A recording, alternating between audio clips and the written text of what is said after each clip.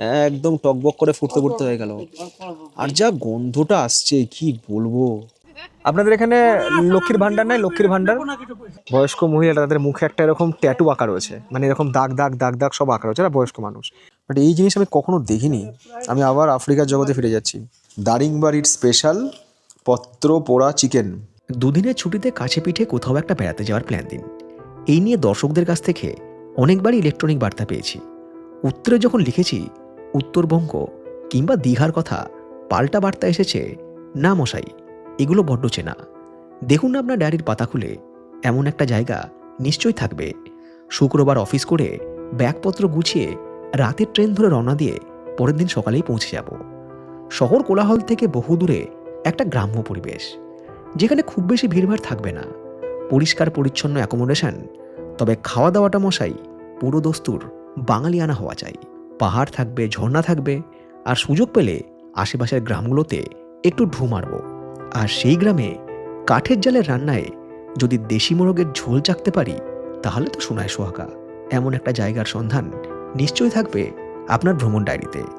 অগত্যা ডায়েরির পাতা ওলটপালট করে এমন একটা জায়গার সন্ধান করতে গিয়ে হঠাৎ নজরে এলো একটা তারিখ, 4 ডিসেম্বর।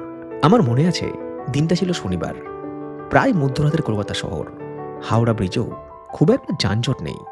হাওড়া স্টেশনের সময় ঘড়ি ইঙ্গিত করছে রাত 11:30। আমার গন্তব্য শালিমার স্টেশন। অনেকদিন পর শালিমার স্টেশনের বর্তমান পাল্টে যাওয়া ছবিটা দেখে বেশ ভালোই লাগলো। ট্রেন নাম্বার 12660 সাপ্তাহিক গুরুদেব এক্সপ্রেস 1 নম্বর প্ল্যাটফর্মে দাঁড়িয়ে। আজকে রাতের মতো এটাই শেষ ট্রেন। পেট্রোলের দাম না কমলেও 15 টাকার রেল লিড এখন 1 টাকা কম করে হয়ে গিয়েছে 14 টাকা। আর কিছু বোতলবাজ পাবলিক তাদের স্বভাববশত খালি জলের বোতল দিয়ে প্ল্যাটফর্ম চত্বর খুব সুন্দর করে সাজিয়ে রেখেছে। 4th ইকোনমিক কান্ট্রিতে মানুষের সিভিক সেন্স আসতে এখনও 400 বছর সময় লাগবে। এইসব ভাবতে ভাবতে পা বাড়ালাম এই জার্নিতে আমার কামরা B5-এর উদ্দেশ্যে। সারা রাতে train journey, side lower seat, সঙ্গে মাটন বিরিয়ানি, নেই শুধু তুমি। ব্যাপারটা এমনই। রাত 11:52 শালিমার থেকে নাগেরকোয়েল জংশনের পথে ছেড়ে দিল গুরুদেব এক্সপ্রেস। আমি তখন টানটান উত্তেজনা শুনতে ব্যস্ত সানডে সাসপেন্সের ডিটেকটিভ স্টোরি ভয়। গল্প হলেও সত্যি।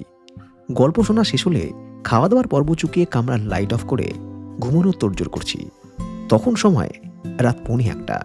কিন্তু ঘুমোবো বললেই কি ঘুমানো যায়? আমার সেই পূর্ণ স্বভাব আমাকে প্রায় টেনে হিঁচড়ে নিয়ে গেল দরজার কিনারে।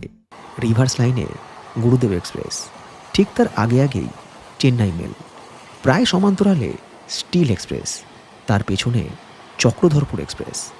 রাত গভীরে সাউথ ইস্টার্ন রেলপথে পুরো ট্রেন সিমুলেটার। এমন কত রাত কেটেছে দরজার ধারে দাঁড়িয়ে। ডিসেম্বরের কনকনে ঠান্ডা হাওয়া শরীর কিংবা মন কোনোটাকেই বিচলিত করেনি। আর ট্রেন ব্লক না করা শপথ আজও ভুলেনি।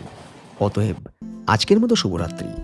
দেখা যাক আগামীকাল সকাল আমার জীবনে কী বার্তা বহন করে নিয়ে আসে। পরের দিন সকালে ঘুম ভেঙে দেখি ঘড়িতে সময় সকাল 8:45। নির্ধারিত সময় থেকে কিছুটা দেরিতে চলা গুরুদেব এক্সপ্রেস দাঁড়িয়ে আছে উড়িষ্যার খোর্ধা রোড জংশনে। তারিখ বলছে আমি দারিংবাড়ি গিয়েছিলাম 2022 সালে ফেব্রুয়ারি মাসে। তো আজ 3 বছর পর আবারও সময় নিয়ে যাচ্ছে সেই একই পথ ধরে কলকাতা থেকে দারিংবাড়ির পথে। সময় সকাল 8:45। আমাদের ট্রেন এসে পৌঁছালো আমাদের যাত্রাপথের উড়িষ্যা রাজ্যের আরও একটা স্টেশন বালুগাঁও। এই বালুগাঁওয়ের পরে হচ্ছে ব্রহ্মপুর। আর দারিংবাড়ি যারা বেড়াতে যাবেন সেই দারিংবাড়ির কিন্তু নিয়ারেস্ট রেল স্টেশনই হচ্ছে ব্রহ্মপুর। তবে দারিংবাড়ি যারা ট্যুর প্ল্যান করছেন তাদের জন্য আমি একটা ট্রেন বিষয়ে গুরুত্বপূর্ণ কথা বলে রাখি। যারা কলকাতা থেকে গাড়ি নিয়ে আসছেন সেটা আলাদা ব্যাপার, কিন্তু অধিকাংশ দর্শক বন্ধু যারা রয়েছেন যারা দারিংবাড়ি ট্রেনে করে আসবেন, সেক্ষেত্রে কিন্তু ট্রেনের টিকিট আপনারা 2 মাস আগে, মানে রেলের এখনকার নিয়ম অনুযায়ী 2 মাস আগে কিন্তু অ্যাডভান্স বুক করে রাখবেন। কারণ এই দিকে ট্রেনে কিন্তু রিজার্ভেশন পাওয়া খুব মুশকিল হয়ে যায়, টিকিট পাওয়া যায় না বললেই চলে। তৎকাল পেয়ে যাবেন বা কখনো কখনো কারেন্ট বুকিং পেয়ে যাবেন, বাট সেটা তো একটা সম্ভাবনার ওপরে। তো সেক্ষেত্রে বেটার আপনাদের জার্নিটা নিশ্চিন্ত করার জন্য 2 মাস আগে কিন্তু অবশ্যই টিকিট বুক করে রাখবেন। আর কলকাতা থেকে দারিংবাড়ি কোন কোন ট্রেন আসে তার লিস্ট, নাম্বার, সপ্তাহে কোন দিন চলে, টাইমিং সব কিছু আমি স্ক্রিনে শেয়ার করে রাখলাম। আর সেই সাথে এটাও মনে রাখবেন যারা দারিংবাড়ি আসছেন চেষ্টা করবেন সেই ট্রেন ধরে আসতে যে ট্রেন কিন্তু এখানে সকালবেলা এসে পৌঁছায়। তবে কিন্তু আপনাদের 2 রাত্রির 3 দিনের যে প্রোগ্রাম সেটা কিন্তু ফুলফিল হবে। ব্রহ্মপুর ঢোকার আগে আমাদের ট্রেন অনেকটাই স্লো, কারণ আমাদের ট্রেনের ঠিক আগে আগেই চলছে হচ্ছে হাওড়া চেন্নাই মেল। ও ব্রহ্মপুর ছাড়লে ব্রহ্মপুর ঢুকবে, পরপর যাই তো। আবারও সেই পুরোনো দিনের মতো বলতে ইচ্ছা করছে, এবার আমাদের সঙ্গে দেখা হবে ট্রেন নাম্বার 128-64 বেঙ্গালুরু থেকে হাওড়া ডাউন সুপারফাস্ট এক্সপ্রেসের সাথে।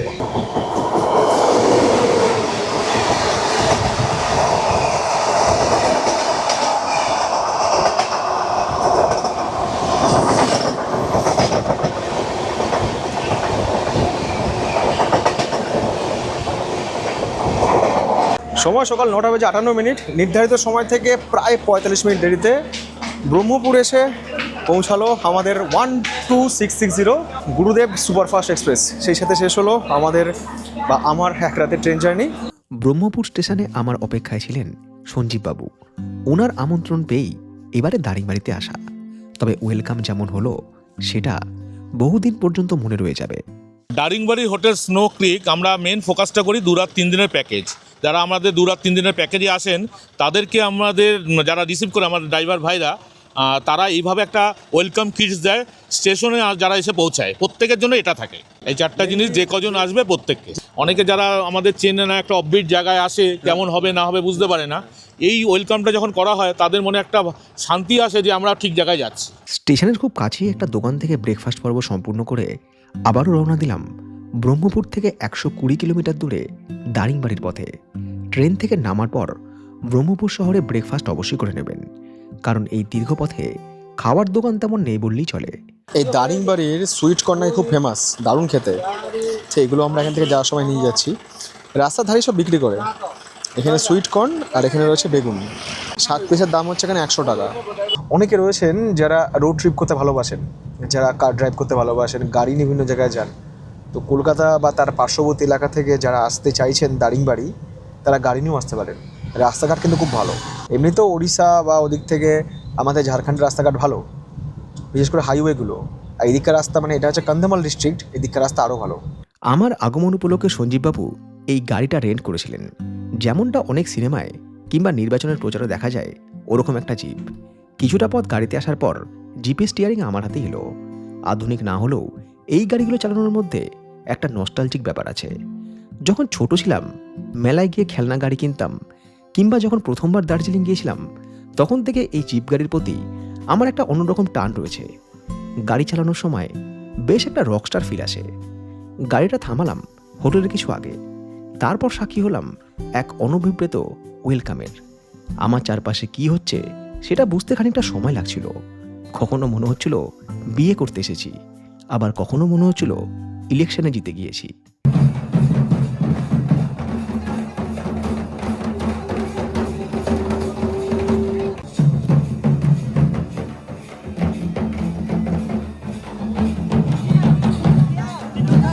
সঞ্জীববাবুর এই হোটেলের একটা বিশেষত্ব আছে। যারা এখানে কাজ করে সবাই এই অঞ্চলের কান্ধা উপজাতি বা কান্ধা ট্রাই পরিবার থেকে উঠে আসা। আর এই জিনিসটাই আমাকে সবচাইতে বেশি আকর্ষিত করেছিল। এই সহজ সরল মানুষগুলো আমাকে আদৌ চেনে না, কোনোদিন হয়তো দেখেও নি, কিংবা আমার ভাষাও হয়তো বোঝে না, কিন্তু ওরা জানতো শহর থেকে কেউ একজন আসবে, তাই তার আপ্যায়নে যেন কোনো ত্রুটি না থাকে। ওদের কারো কাছে স্মার্টফোন হয়তো নেই, যা আছে গ্রাম্য সরলতা আর অপেশাদার ব্যবহারের ছাপ। বাকি টুরিস্টদের মতো আমিও এখানকার প্রোটোকল মেনেই চেক ইন করলাম। তারপর হাতে পেলাম ওয়েলকাম ড্রিঙ্ক। বাইরে তখন স্থানীয় ট্রাইবদের নাচ গানের অনুষ্ঠান হচ্ছে। এটা একদিন অন্তর এখানে অর্গানাইজ করা হয় যখন টুরিস্ট আসে। বিরসা মুন্ডার স্মৃতি বিচারিত গান, অদ্ভুত এক চোঙের মতো বাঁশির শব্দ আর ট্রাইবদের নাচ, সব মিলিয়ে ব্যাপারটা বেশ চিত্তাকর্ষক। দারিংবাড়ি আমি এর আগেও এসেছি, কিন্তু এহেন প্রাপ্তিযোগ এর আগে হয়নি।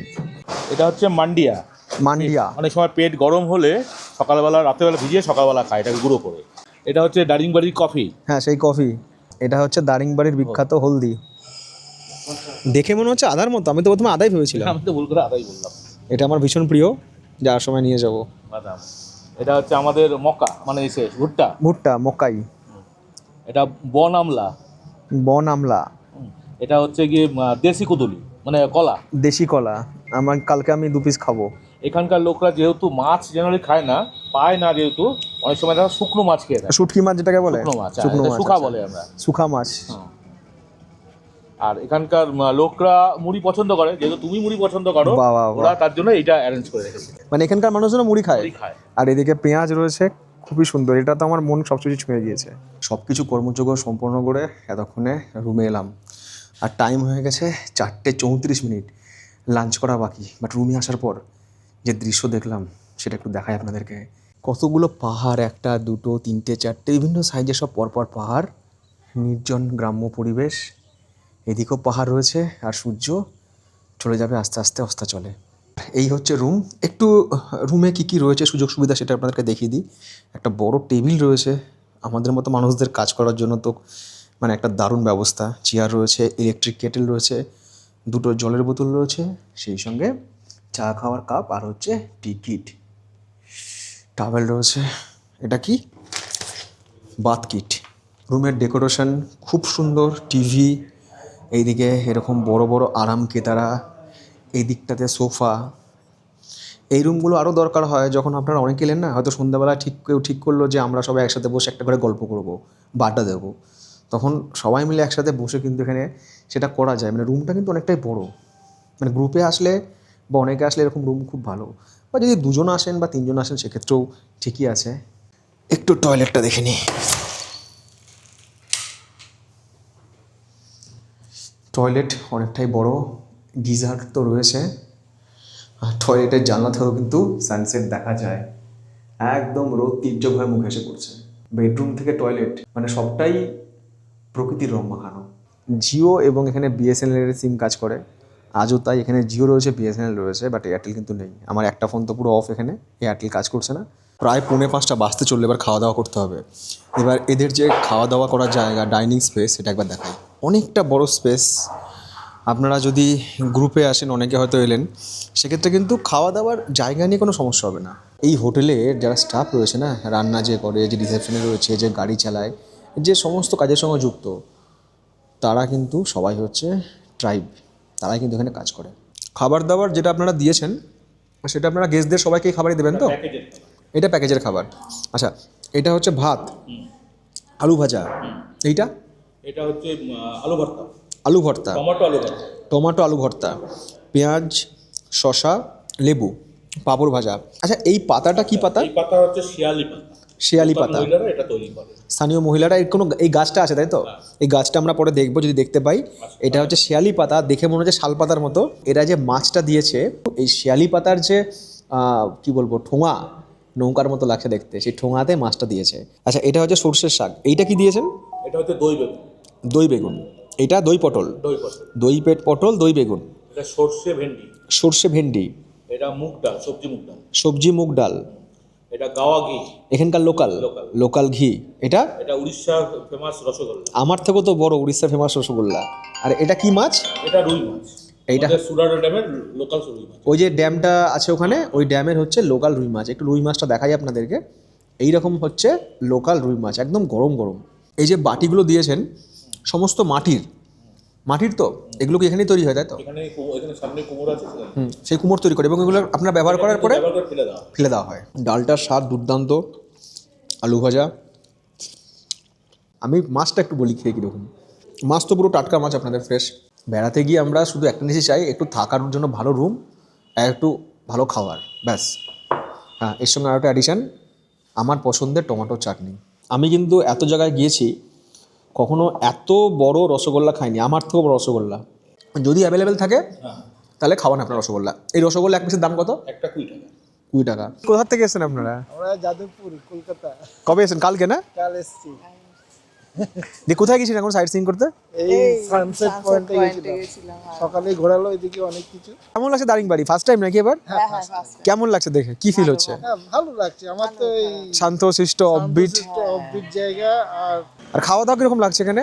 একদম দাদার খাওয়া সত্যি আমি এত ভালো লাগছে। কলকাতায় এসে এই মানে এখানে এসে প্রথমে ভেবেছিলাম শুধু বাঙালি খাবারই নয়, দারিংবাড়ির এই হোটেলে চাইনিজ থেকে তন্দুরি, এমনকি কলকাতা স্টাইলের বিরিয়ানিও পাওয়া যায়।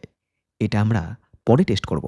এইসব খাবারের ছবি আপনাদেরকে দেখানোর উদ্দেশ্য একটাই, আমি যখন একটু আগে পিওর বাঙালি খাবার দাবার দেখাচ্ছিলাম, ভাত ডাল আলু ভাজা সবজি, আমাদের মধ্যে এমন অনেকেই আছে যারা এইসব পছন্দ করে না। ভাত ডাল সবজি খেতে কলকাতা থেকে দারিংবাড়ি যাব, এত দূরে যাব, না পোষাবে না। আমাদের একটু অন্যরকম খাবার দরকার, একটু তন্দুরি, একটু চাইনিজ, একটু তেল ঝালওয়ালা খাবার, একটু অন্যরকম খাবার। তো এখানে কিন্তু সব রকম খাবার অবস্থায় আছে, মানে সব ধরনের ট্যুরিস্টদের কথা মাথায় রেখে, তাদের স্বাদ আস্বাদনের কথা মাথায় রেখে এখানে কিন্তু সব ধরনের খাবারের অ্যারেঞ্জমেন্ট এনারা করে দেন। ব্রহ্মপুর স্টেশন থেকে দারিংবাড়ি হচ্ছে 120 কিলোমিটার, মানে প্রথম দিন কিন্তু আপনাদের এই জার্নিটা করতে হবে। পরের দিন রয়েছে ফুল ডে সাইট সিইং। তারপরের দিন কিন্তু আপনারা দারিংবাড়ি থেকে ব্রহ্মপুর গিয়ে গোপালপুর ড্রপ নিতে পারেন, বা গোপালপুর ভিজিট করে রাত্রেবেলা ট্রেনও ধরতে পারেন। যদি আপনারা চান এখানে এসে, সেসব ব্যবস্থা কিন্তু এখান থেকে করে দেওয়া হবে। শীতকালে বিশেষ করে হিলি এরিয়াতে সন্ধেবেলা মানেই বনফায়ার, সঙ্গে চিকেন বারবিকিউব। ওড়িশার এই উপজাতি এলাকায় বারবিকিউব চিকেনের একটা অল্টারনেট অপশন পত্রপোড়া চিকেন। এটা টেস্ট না করলে দারিংবাড়ি আসাই বৃথা। দেখুন পাতাটা কিন্তু পুরো খাক হয়ে গেছে, কিন্তু ভেতরের আইটেমটা এখন কেমন সেটা হচ্ছে দেখার।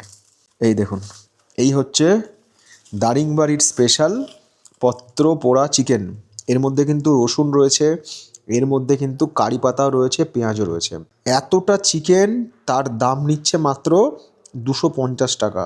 এমনিতে আপনারা ভ্লগে দেখেছেন যে কারি পাতা জিনিসটা আমার খুব একটা পছন্দ না, বাট কারি পাতা এখানে আছে, মানে সাউথের একটা ফ্লেভার এখানে আছেই। চিকেন কিন্তু বোনলেস নয়, এই মুরগিটা কিন্তু এখানকার লোকাল, মানে গ্রামেরই মুরগি। দারিংবাড়ি যারা আসছেন তারা কিন্তু এটা অবশ্যই ট্রাই করবেন। হালকা ঝাল আছে, আর সেই সঙ্গে কাঁচা লঙ্কাও আছে। রাত প্রায় 9:45 চলে এসেছি খাবার দাবার খেতে, কারণ এখানে 10টার পরে মোটামুটি সব চুপচাপ হয়ে যায়। এখন তো আলো টালো জ্বলে যাওয়ার পর চারিদিকের পরিবেশ খুব সুন্দর লাগছে। তো এই হচ্ছে রাতের খাবার। ডাল থাকবে, সেই সঙ্গে আলু ভাজা থাকবে, রুটি অথবা ভাত যে কোনো আপনি এটা নিতে পারেন, একটা মিক্স ভেজ থাকবে, শসা পেঁয়াজ লেবু থাকবে, আর থাকবে হচ্ছে চিকেন 3 পিস 4 পিস আপনি নিতে পারেন। রুটি ভাত সবজি সব হচ্ছে আনলিমিটেড। এই যে খাবারের জলটা, এটা আপনারা সবসময় দেন তাই তো? লাঞ্চ আর ডিনার মানে এটা প্যাকেজ ইনক্লুডেড, ঠিক আছে। রুটি কিন্তু খুব পাতলা পাতলা রুটি, মানে এমন নয় যে রুটি ছিটতে গিয়ে আঙুল ছুঁয়ে যাবে, এরকম ব্যাপার নেই। একদম পাহাড়ের মতো রান্না, প্লেন অ্যান্ড সিম্পল, ঝাল টাল কিছু নেই। এই যে খাবারটা খাচ্ছি এটা তো প্যাকেজের মধ্যে রয়েছে। আর দ্বিতীয় দিনে অর্থাৎ আগামীকাল এখানে তো 2 রাত্রি 3 দিনের প্যাকেজ, সেক্ষেত্রে অপশন চলে আসবে যে আপনারা চিলি চিকেন ফ্রাইড রাইস খাবেন, না বিরিয়ানি খাবেন, না নর্মাল খাবার যেটা খাবেন। কিন্তু অনেকে বয়স্ক মানুষ তারা কিন্তু রাত্রে ডিশ খাবার খান না, তারা কিন্তু নর্মাল খাবারই খান। তো 3টে অপশনই থাকবে। তো যদি আপনারা মনে করেন না আমরা এই খাবার খাবো না, আমরা চিলি চিকেন ফ্রাইড রাইস খাবো বা বিরিয়ানি খাবো, সেটা আপনারা নিয়ে নিতে পারেন, এর জন্য কোনো এক্সট্রা পে করতে হবে না। এখানে খাওয়ার দিক থেকে সব রকম ফ্লেক্সিবিলিটি আছে। এরপর রাত যতই বেড়েছে ততই চড়েছে ঠান্ডার পারদ। উত্তরবঙ্গে গ্রাম্য কোনো এলাকার সঙ্গে তাপমাত্রার পার্থক্য প্রায় নেই বললেই চলে, বিশেষ করে রাতের বেলা। যদিও সূর্যোদয় হওয়ার পর সবকিছুই ধীরে ধীরে বদলে গেল, যাকে বলে রোদ ঝলমলে একটা দিন। আসলে নতুন জায়গায় না দেখবেন প্রথম রাতে ঘুম আসতে চায় না, মানে বিছানা বালিশ কম্বল সবার সাথে অ্যাডজাস্ট করতে আমাদের শরীরের বা আমাদের স্নায়ুর বোধহয় কিছুটা সময় লাগে।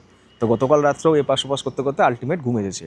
চলে এসেছি ব্রেকফাস্টের টেবিলে, চা দিয়ে শুরু করব, চা আর বিস্কুট। শুধু আমি চলে এসেছি বলা ভুল, অনেকেই রয়েছেন যারা ব্রেকফাস্ট করে বেরোবেন। কেউ যাবেন হচ্ছে গোপালপুরের দিকে, কেউ যাবেন সাইট সিইং করতে, আমারই মতো। পুরি সবজি থাকে, ইডলি বড়া, এটা ইডলি এটা বড়া, সাদা আলু সবজি মটরশুঁটি দিয়ে, এটা ঘরোয়া বাড়িতে হয়। ঘরোয়া বাড়িতে হয়। তো এই হচ্ছে খাবার। আর এখানে যে পেয়ারাটা দেখছেন না, এই পেয়ারাটা আমরা গতকাল নিয়ে এসেছি। এখানে কিন্তু ফলও কিনতে পাওয়া যায়, যখন আপনারা বহরমপুরে নামছেন মানে ব্রহ্মপুরে, সেখান থেকে কিন্তু চাইলে ফলও কিনে নিয়ে আসতে পারেন। আমরা কালকে কিছু ফল নিয়ে এসেছিলাম, যাদের একটু ফল টল খেতে হয়। আলুর তরকারি আর লুচি, মানে লুচি একটাই খাবো, খেয়ে আপনাদের ফিডব্যাক দেবো। এখানে আপনারা 2টো জিনিস পাবেন মানে অ্যাভেলেবেল থাকলে, সেটা হচ্ছে এই সুইট কর্নও দিয়েছে এর সঙ্গে। এখানকার ভুট্টা খুবই মিষ্টি, আর সেই সঙ্গে এখানকার দেশি কলা আমার খুব প্রিয়। আপনি এখানকার খাবার খেয়ে মনে হবে না আপনি ওড়িশায় আছেন, মনে হবে আমি আমার নিজের বাড়িতে খাওয়া দাওয়া করছি। সব কিছু খাবারের মধ্যে ঘরোয়া। যদি আপনারা লুচি না খেতে চান, সেক্ষেত্রে কিন্তু আপনারা ব্রেড অমলেট বা বাটার টোস্ট তার অপশন রয়েছে, বা মুড়ি ঘুগনিও খেতে পারেন। মোট কথা আগের দিন আপনারা বলে রাখবেন যে আপনারা কী খেতে চাইছেন। আর এই ব্রেকফাস্ট, যেহেতু এটা 2 রাত্রি 3 দিনের প্যাকেজ, আগামীকাল সকালে একটা ব্রেকফাস্ট পাবো, তো এটা কিন্তু চেঞ্জ হয়। আজকে একরকম আছে, কালকে একরকম হতে পারে। খাওয়া দাওয়ার জায়গা থেকে আমি বলবো যে আপনাদের কোনো সমস্যা হবে না। দারিংবাড়ি অনেকটাই আমাদের পুরুলিয়ার মতো, অনেকটা পুরুলিয়ার সঙ্গে দারিংবাড়ির মিল আছে। পুরুলিয়াতেও এরকম সময় সকালবেলাতে ঘুম থেকে করে ঠান্ডা লাগে, অনেকটা এরকম আবহাওয়া। তো আপনি ভাববেন যে 2 দিনের ছুটিতে আমরা বেড়াতে যাচ্ছি, খাওয়া দাওয়া করবো, একটু ঘুরবো, এদিকে ওদিকে যাবো, গ্রামে যাবো, একটু লোকাল মানুষের সঙ্গে মিশবো, একটু ঝর্ণা দেখবো, একটু পাহাড় দেখবো, ব্যাস 2 রাত্রি 3 দিন ছুটি কাটাবো। তবে হ্যাঁ, এর সাথে আপনারা সমুদ্রকে অ্যাড করতে পারেন যদি আপনারা ফেরার সময় গোপালপুর হয়ে ফেরেন। এখানে যারা ম্যাক্সিমাম টুরিস্ট আসে গোপালপুরে একদিন থেকে সমুদ্রে স্নান টান করে ওখানে খাওয়া দাওয়া করে মানে একটা সামুদ্রিক ভাইব নিয়ে তারপরের দিন সকালবেলা একদম গোপালপুর থেকে ব্রহ্মপুর থেকে ট্রেন ধরে হচ্ছে কলকাতার জন্য। এইভাবে কিন্তু আপনারা প্রোগ্রামটা করতে পারেন। খাওয়া দাওয়ার পর্ব শেষ করে বেরিয়ে পড়লাম লোকাল কিছু সাইট সিং করে নেওয়ার জন্য। এই সাইট সিংয়ের কস্ট প্যাকেজের মধ্যে ইনক্লুড থাকবে। দারিংবাড়ি যারা আগামী দিনে আসছেন সেক্ষেত্রে যোগাযোগের নম্বর এবং জনপ্রতি কত খরচ হতে পারে তার সমস্ত বিবরণ শেয়ার করে দিয়েছি এই ভিডিওর ডিসক্রিপশন বক্সে। দারিংবাড়ি থেকে আমরা চলেছি পার্শ্ববর্তী গ্রাম ডাসিংবাড়ির উদ্দেশ্যে। রাস্তার দুই দিকে ছোট বড় সব পাহাড়, চাষের জমি, স্থানীয় আদিবাসীদের দু একটা ঘরবাড়ি, গ্রাম্য জনজীবনের ছোঁয়া সর্বত্র। হোটেল থেকে এই পর্যন্ত আসতে মোটামুটি মিনিট 20 মতো সময় লাগে। রাস্তাঘাট তো আপনারা দেখলেন, আর সিঁড়ি দিয়ে নামতে নামতেই শুনতে পাবেন নিচ থেকে ঝর্ণার জলের যে শব্দ। নিচেই রয়েছে মৃদুবান্দা জলপ্রপাত। তবে এটা দেখার জন্য কিছুটা শারীরিক কসরত করতে হবে। বয়স্ক ব্যক্তি বা যাদের হাঁটা চলার ক্ষেত্রে সমস্যা রয়েছে তাদের জলপ্রপাতের সামনে না যাওয়াই ভালো। আর এই রকম পথ আস্তে আস্তে নিচে নেমে গিয়েছে। একটা কথা মনে রাখতে হবে, আমরা যে পথ ধরে নিচে নামছি আমাদের কিন্তু সেই পথ ধরে উপরে উঠে আসতে হবে। বিশাল বিশাল সিঁড়ি, আর একটা সিঁড়ির সাথে একটা সিঁড়ির ভালো গ্যাপও রয়েছে। ফাইনালি পথ আমাদের শেষে পৌঁছালাম ওয়াটারফলের সামনে। কিন্তু এই ওয়াটারফলটা দেখতে বেশ ভালো, জঙ্গলের মধ্যে অনেকটা হিডেন জেমের মতো। মানে এতটা পথ যে একটু কষ্ট করে নামলাম, তারপরে মনে হবে না যে নামাটা বৃথা হলো। আর শীতকালেও কিন্তু ওয়াটারফলে জল আছে, বর্ষাকালে থাকে। এটা ভালো লাগছে দেখে যে শীতকালেও জল রয়েছে, আর সবাই জলে স্নান টান করছে তেল ফেল মেখে ল্যাঙট ট্যাঙট পরে।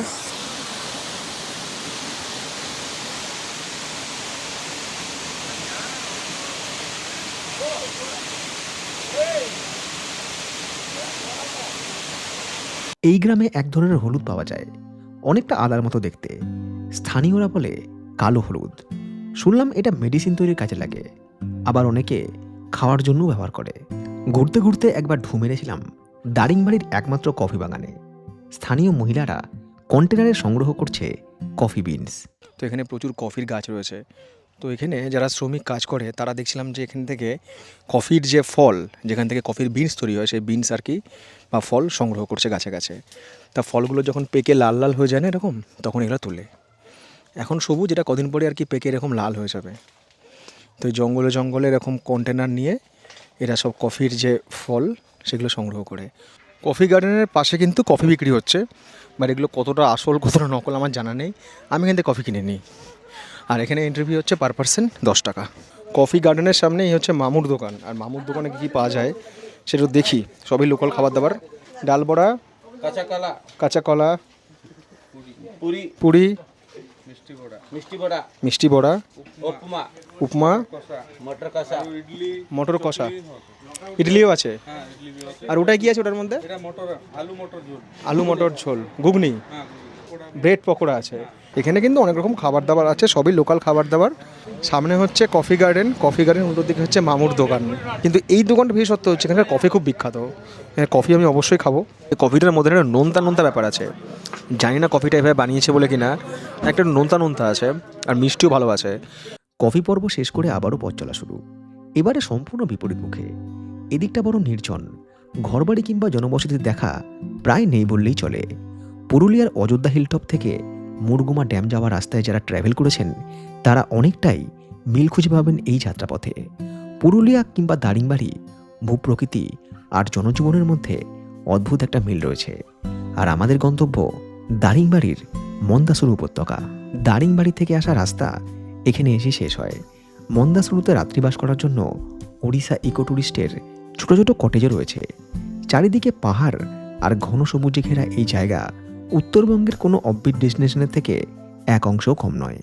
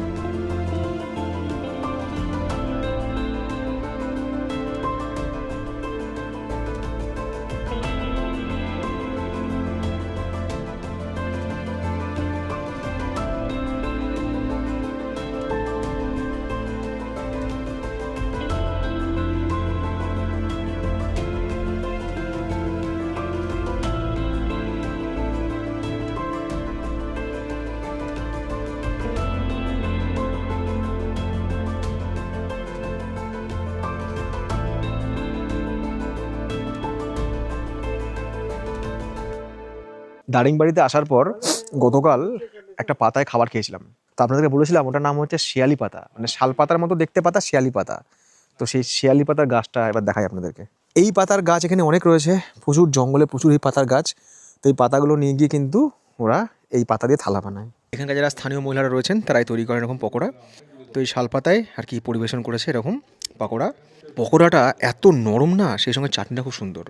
তো এখানে এলেন, একটু পকোড়ার অর্ডার দিয়ে চফি আর পকোড়া এখানে খেয়ে একটু ছবি টবি তুলে তারপরে বেরিয়ে গেলেন আপনাদের পরের গন্তব্যে, কারণ এর কাছেই রয়েছে হচ্ছে মান্দাসুর ওয়াটারফল। তবে মন্দাসুরুতে এসে যে খাবারটা না খেলেই নয়, স্থানীয় আদিবাসী মহিলাদের রন্ধনে প্রস্তুত দেশি মোরগের ঝোল আর গরম গরম ভাত শালপাতার ঠোঙাতে পরিবেশন।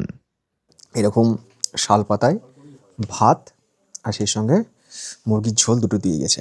এত সুন্দর টেস্ট হয়েছে না, প্রথমে আমি ক্যামেরা অন না করে কিছুটা খেয়ে নিয়েছি, তারপরে মনে পড়ছে আরে ক্যামেরা তো অন হয়নি। এর মধ্যে গোলমরিচ রয়েছে, মশলা টশলা রয়েছে, মানে একদম গামাখা গামাখা। সর্দি হলে সর্দি সেরে যাবে এরকম। এক ঝলক দেখে মনে হবে খাসির মাংস, বেশ টাইট। এই বাগানটা কিন্তু পুরো শাল বাগান। তো সেই শাল গাছের পাতা যেগুলো ব্যবহার করে সব এখানে শুকাতে দিয়েছে, মানে পাতাগুলোকে একটার সাথে একটা গেঁথে তারপরে এইভাবে ফেলে রাখে, তাতে পাতাগুলো শুকিয়ে যায়। এই জেলাটার নাম হচ্ছে কান্ধামাল ডিস্ট্রিক্ট। তো এখানে যে ট্রাইবটা রয়েছে না, এটা হচ্ছে কান্ধা উপজাতি, সেখান থেকে কান্ধামাল জেলাটা এসেছে। তো সেই কান্ধ উপজাতির যে গ্রাম, এই গ্রামে মানে প্রচুর ঘরবাড়ি রয়েছে, বিভিন্ন দিকে দিকে থাকে। তো আমরা একটা সাইডে এসেছি, এখানে সে একটা ট্রাইবের বাড়ি। শীতকাল মানেই হচ্ছে পিঠে পুলির ব্যাপার স্যাপার, আর এই পিঠে পুলির ব্যাপারে বাংলা আর উড়িষ্যা অলমোস্ট সেম। আইটেম আলাদা হতে পারে, নাম আলাদা হতে পারে, কিন্তু শীতকাল আসলে, পৌষ মাস আসলে যে পিঠে পুলি হয় সেই ব্যাপারটা কিন্তু সব জায়গাতেই রয়েছে। আমাদেরকে গ্রামেও রয়েছে, উড়িষ্যার গ্রামেও রয়েছে। এটাকে বলা হচ্ছে পানি পিঠে আর হচ্ছে তেলো পিঠে। ये पानी पिठा ये तेल पिठा এটা হচ্ছে পানি পিঠা, মানে এটা জল দিয়ে বানানো হয়, তাই তো? আর এটা হচ্ছে তেলো পিঠা, কারণ এটা তেল দিয়ে বানানো হয়। আর এই যে এগুলো হচ্ছে সেই শিয়ালি পাতা, ওই শিয়ালি পাতায় সব পিঠে আর কি পরিবেশন করা হয়। এখানে কিন্তু বাটির ব্যাপার স্যাপার নেই, সব কিন্তু পাতা। বয়স্ক মহিলারা, তাদের মুখে একটা এরকম ট্যাটু আঁকা রয়েছে, মানে এরকম দাগ দাগ দাগ দাগ সব আঁকা রয়েছে, এরা বয়স্ক মানুষ। এর আগে যখন আফ্রিকায় গিয়েছিলাম তখন আপনাদের দেখিয়েছিলাম যে ওখানে সবাই ওই কান ফুটো করে, নাক ফুটো করে, ঠোঁট ফুটো করে। তো এখানে সবার মুখে এরকম এরকম সব ট্যাটু আর দাগ। তা কেন দাগ সেটা আমাদের সঞ্জীব দা বলবে। সঞ্জীব দা, তুমি একটু বলো, তুমি তো এখানে বহুদিন ধরে আছো, এখানে যে আমি তো 15 বছর হয়ে গেছে। ওই ব্রিটিশ আমলে যখন রমণীদের উপর অত্যাচার করতো, সেই সময় এদের নিজেদের মুখদের বিকৃত করার জন্য এরকম ট্যাটু করে রাখতো, যেন পুরুষ ইংরেজরা এদের উপর অ্যাটাক না করে। এটা কিন্তু পরবর্তী সময় এদের ট্র্যাডিশনাল হয়ে গেছে, এখন সবাই করে। এখন সবাই করে। তবে নতুন জেনারেশন যারা এখন নতুন তারা করছে না, এরা এদের মধ্যে সীমাবদ্ধ। মানে একটা এরা প্রজন্ম সেভাবে আস্তে পর্যন্ত আস্তে এরা হারিয়ে করতো, একটা প্রজন্ম পর্যন্ত এরা মুখে এরকম হ্যাঁ। দাগ টাগ করতো। তো এখানে কিন্তু যারা সেই পুরনো দিনের মানুষজন রয়েছেন, দেখুন যিনি রান্না করছেন তিনি কিন্তু খুব পুরনো নন, তার মুখে কিন্তু এরকম দাগ দাগ দাগ দাগ রয়েছে। মানে এটাই কিন্তু এই ট্রাইব যে মহিলা, তাদের কি বৈশিষ্ট্য। জোহারে, জোহারে এরা বলে হচ্ছে, এখানে নমস্কারকে হচ্ছে জোহারে বলে। কান্ধা উপজাতি না বা ট্রাইব রয়েছে, এরা কিন্তু হচ্ছে ম্যাক্সিমাম খ্রিস্টান। এখানে হিন্দু খুব কম, এমনিতে উড়িষ্যায় হিন্দু বেশি, কিন্তু এই দারিংবাড়িতে এসে দেখবেন এখানে কিন্তু খ্রিস্টান বেশি। গ্রাম্য পরিবেশ কিংবা গ্রাম্য জীবনের সঙ্গে কিছুটা আলাপচারিতা করার পর ফিরে এলাম হোটেলে। লাঞ্চ করে আবারও বেরিয়ে পড়তে হবে, তবে আজকের লাঞ্চ বেশি স্পেশাল। ঘোরাঘুরি অনেক হলো, এবার খেতে চলো, কারণ সময় হচ্ছে 3:32। খাওয়া দাওয়া তাড়াতাড়ি শেষ করতে হবে, তাড়াতাড়ি শেষ করে আমাদের আবার বেরোতে হবে। শীতকাল, তাড়াতাড়ি সূর্য ডুবে যায়, তো এখানে সানসেট পয়েন্ট দেখতে এবং আরেকটা যে আদিবাসী গ্রাম সেখানে যেতে এবং সেখানে গিয়ে আরেকরকম খাবার ট্রাই করবো। এবার শুধু খাওয়া। তো খাওয়া আগের দিন যা ছিল আজও তাই রয়েছে সেম। আজকে একটা সবজি রয়েছে আর সেই সঙ্গে দই বেগুনও রয়েছে। দই বেগুন তো আমি খাবো না, সাইড করে রাখলাম। চাটনি রয়েছে, পাঁপড় রয়েছে, স্যালাড রয়েছে, ডাল রয়েছে। এটা হচ্ছে আলু পটলের সবজি। বুঝতে পারছিলাম না কি সবজি, আলু পটলের সবজি। এতক্ষণ ধরে যার অপেক্ষা ছিল, এই হচ্ছে গরম গরম মাটন, 1 বাটি মাটন। এরকম 4 পিস 1 বাটি ভর্তি মাটন 300 টাকা। এটা দারিংবাড়ি বলেই সম্ভব। এই জায়গায় এসে ডায়েটের সাথে বেইমানি হয়ে যাবে। সব কিছু ছেড়ে শিগগিরই চলে আসুন দারিংবাড়ি, যারা ভাই খেতে ভালোবাসেন। আর 4 পিস যদি মাটন আপনারা নেন, যদি দুজন থাকেন, ধরুন আপনারা হাজব্যান্ড ওয়াইফ এসছেন, সেক্ষেত্রে আপনার থালি নিয়ে নিন, যেটা আপনার প্যাকেজে আছে। এক্সট্রা মাটন নিয়ে নিন, 1 প্লেট মাটন শেয়ার করে নিন। আর একটা কথা বলি, মাটন যারা খাবেন না, আগে থেকে অর্ডার দেবেন কিন্তু, কারণ রোজ কিন্তু এখানে মাটন পাওয়া যায় না। আজও রয়েছে আমার মতো দেখতে মিষ্টি। খাওয়া দাওয়ার পর্ব শেষ করে আবারও পথ চলা শুরু। আর এমনিতেই বিকেল হয়ে আসছে, শীতকাল তাড়াতাড়ি সন্ধ্যা নামবে। এখন 4:25 বেজে গিয়েছে। যা যাক সেই সানসেট পয়েন্টে। এইটুকু জায়গাতেই রয়েছে শহরের ছোঁয়া, বাকি মোটামুটি 2 কিলোমিটার পার করে যাওয়ার পর আবারও গ্রাম আর গ্রাম। এই সানসেট পয়েন্ট দেখতে যাওয়ার টিকিট রয়েছে, হ্যাঁ, এখানে হচ্ছে 50 টাকা। অ্যাকচুয়ালি হচ্ছে গ্রামের মহিলাদের আর কি উন্নয়ন, গ্রামের উন্নয়ন। আপনাদের এখানে লক্ষ্মীর ভান্ডার নাই? লক্ষ্মীর ভান্ডার আছে না, সুভদ্রা যোজনা। আপনার সুভদ্রা যোজনা কত টাকা করে দেয় এখানে? সুভদ্রা যোজনা 5,000 টাকা দেয় 6 মাসে, 6 মান্থ। 6 মাসে 5,000 5,000 আর বছরে তার মানে 10,000। আরে গেট খোলো, এখানে লক্ষ্মী ভান্ডার চালু করতে পারবো না আমরা। দারিংবাড়ির এই একটা জায়গা আমার সব থেকে বেশি ভালো লেগেছিল, সানসেট পয়েন্ট। আমার মতো অন্যান্য আরও ট্যুরিস্টরা সূর্য অস্ত চলে যাওয়ার কিছু আগে থেকেই এখানে হাজির, তাদের ক্যামেরাতে দুর্দান্ত এই দৃশ্য বন্দি করে নেওয়ার উদ্দেশ্যে। একটার পর একটা পাহাড়, চারিদিকে সবুজ বনভূমি, আঁকাবাঁকা সড়ক, সব কিছু ছাপিয়ে যাচ্ছে এই শেষ বিকেলে সূর্যের রক্তিম আলো। চুপচাপ এক জায়গাতে দাঁড়িয়ে মন্ত্রমুগ্ধের মতো এই দৃশ্য দেখতে দেখতে মনের মধ্যে অদ্ভুত এক শান্তি আসে। ডায়েরির পাতায় লিখছি, আমার দেখা আরও একটা সুন্দর বিকেল। বনভূমি কেমন যেন চুপচাপ হয়ে গিয়েছে। জীবকুলের নিয়ম মেনেই পাখিরা সারাদিন পর বাসায় ফিরছে, আর রাত জাগা নিশাচররা প্রস্তুতি নিচ্ছে রাত নামতেই শিকারের সন্ধানে বেরিয়ে যাওয়ার। মনটা কেমন যেন উদাস হয়ে যায়। আসলে সূর্য কোনোদিনই অস্ত যায় না, পৃথিবী তার অবস্থানটুকু পরিবর্তন করে মাত্র। দুই চোখ যত দূর অবধি যায়, একটার পর একটা পাহাড় কি নিখুঁতভাবে সাজানো। সূর্যাস্তের পর যখন আশেপাশের জঙ্গল থেকে ঝিঝি পোকার হাঁকডাক শুরু হয়েছে, আমরা রওনা দিলাম কিছুটা দূরে পাটা গ্রামের উদ্দেশ্যে। যদিও এই অভিযান আমাদের প্যাকেজ বহির্ভূত। সন্ধে নেমে গিয়েছে, সন্ধে নামার পরেই ঠান্ডা। তো আমরা এলাম পাটা গ্রামে, পাটায়া না কিন্তু পাটা, PATA, পাটা গ্রাম। তো পাটা গ্রামে এই এক মামুর বাড়ি এখানে। তো মামুর বাড়িতে আজকে আবার হচ্ছে দেশি চিকেনের ঝোল রান্না এখানকার স্টাইলে। এইটুকু খোয়ারে এক পাল ছাগল।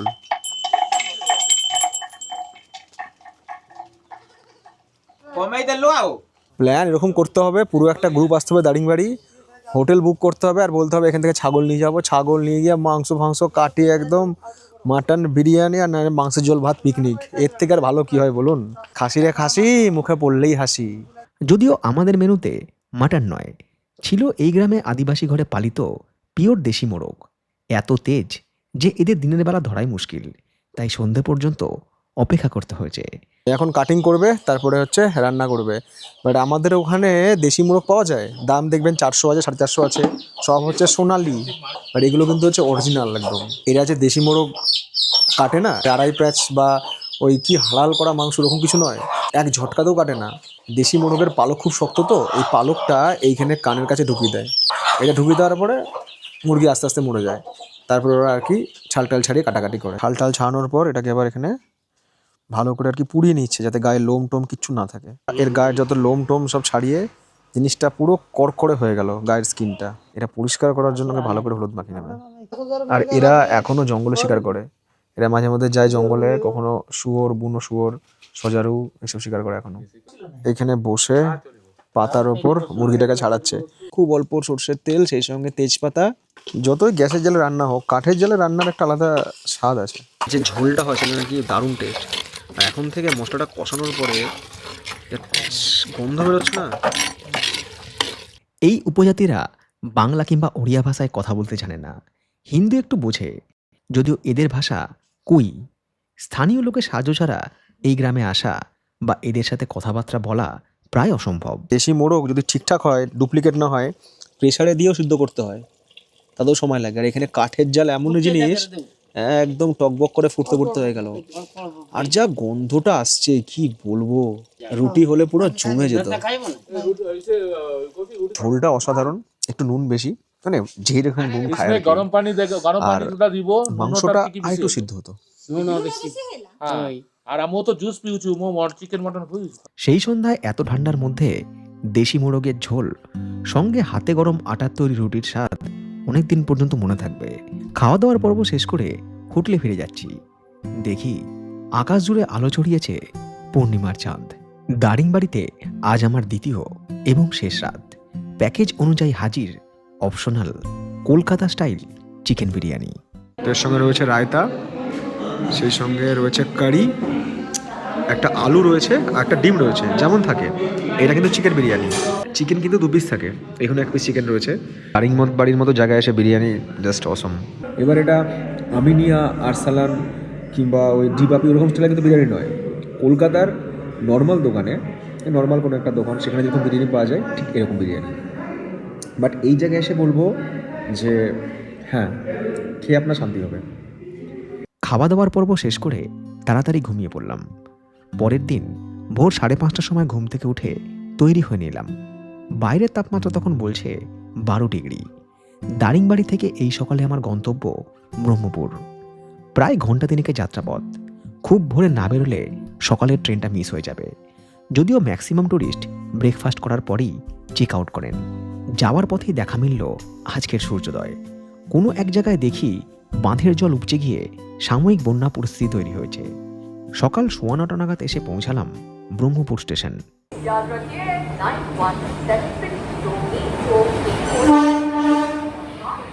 আমার গল্প ফোরালো, নোটে গাছটি মোড়ালো। জাস্ট গল্প শেষ করার আগে দুটো অতিরিক্ত কথা যুক্ত করব। সেটা এই যে এখন যে ট্রেনটা ধরলাম, এই ট্রেনটা কিন্তু কলকাতা যাবে না।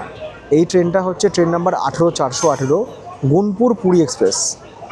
এই ট্রেনটা ধরে যাবো হচ্ছে খোর্দা রোড জংশন, এবং খোর্দা রোড জংশন থেকে পরবর্তী যে ট্রেন সেটা হচ্ছে পুরী থেকে হাওড়া বন্দে ভারত এক্সপ্রেস।